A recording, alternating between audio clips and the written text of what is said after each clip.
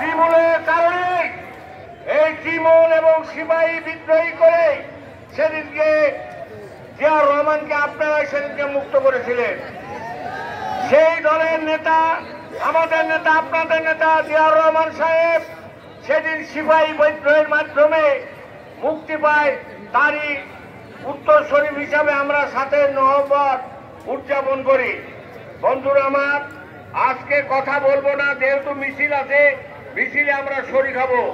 আপনাদের শুধু একটা কথা বলতে চাই, আজকে নির্বাচন নিয়ে পায়তারা চলছে।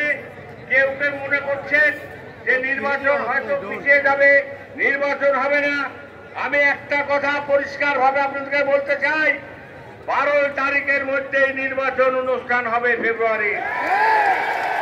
এই বিকল্প রাস্তা বাংলাদেশের মানুষ, জনগণ মানিয়ে নিবে না।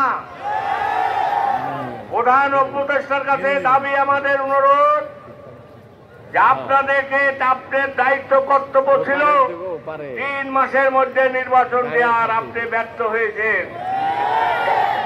যেহেতু নির্বাচন আপনি 12 তারিখে সম্ভবত ডেট দিচ্ছেন, জনগণ, আমার দল, মহাসচিব আপনাদেরকে ওয়েলকাম জানাইছে, ধন্যবাদ জানাইছে।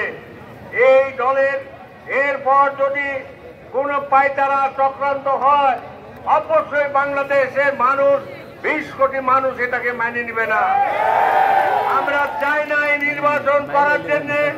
আমাদের 17 বছর তারেক রহমানের নেতৃত্বে আমরা প্রায় 10 থেকে 15,000 লোক শহীদ হয়েছে, 50 থেকে 5 থেকে 10 লক্ষ লোক আমরা কারাবরণ করেছে। অতএব আমাদের দায়িত্ব কর্তব্য হলো নির্বাচনের পিছানোর সুযোগ নাই। আর যদি মনে করেন চক্রান্ত ষড়যন্ত্র হবে, আপনাদের